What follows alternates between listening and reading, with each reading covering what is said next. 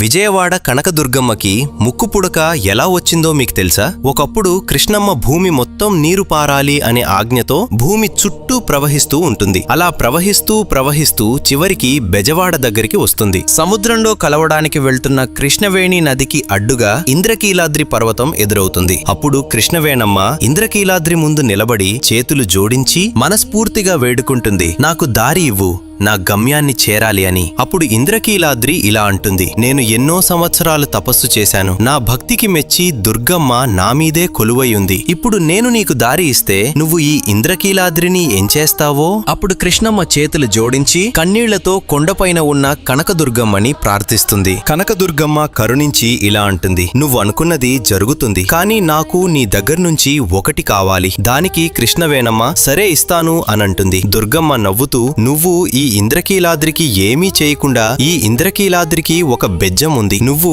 ఆ బెజ్జం నుండి ప్రవహించు అని చెబుతుంది. దానికి కృష్ణవేణమ్మ అంగీకరించి నీకు నా దగ్గర నుండి ఏం కావాలి అని అడగగా దుర్గమ్మ నవ్వుతూ, నాకు నీ ముక్కు పుడక చాలా నచ్చింది, దాన్ని నాకు అరువుగా ఇస్తావా అని అడుగుతుంది. దానికి కృష్ణవేణమ్మ సరే అని ఆమె ముక్కు పుడకని తీసి దుర్గమ్మకి అరువుగా ఇస్తుంది. అలా ఇస్తూ ఇలా అంటుంది, ఈ కలియుగం అంతం అయ్యే సమయంలో నేనే కొండ మీదకి ఎగసి నా ముక్కు పుడకను తిరిగి తీసుకుంటాను అని చెప్పి ఇంద్రకీలాద్రికి ఉన్న బెజ్జం ద్వారా కృష్ణవేణమ్మ ప్రవహించి సముద్రంలో కలిసిపోతుంది. అప్పట్నుంచి ఆ బెజ్జం వాడగా పిలువబడిన ప్రదేశం ఇప్పటి బెజవాడ, విజయవాడగా మారింది. ఎప్పుడైతే కృష్ణానది నీళ్లు నిజంగా అమ్మవారి ముక్కు పుడకను తాకుతాయో అప్పుడు ఈ ప్రపంచానికి ప్రళయం వస్తుంది. అప్పుడు కలియుగం అంతమవుతుంది అని పెద్దలు నమ్ముతారు. దుర్గమ్మ అంటే మీకిష్టమా? జై దుర్గాదేవి అని కామెంట్ చేసి సబ్స్క్రైబ్ చేసుకోండి.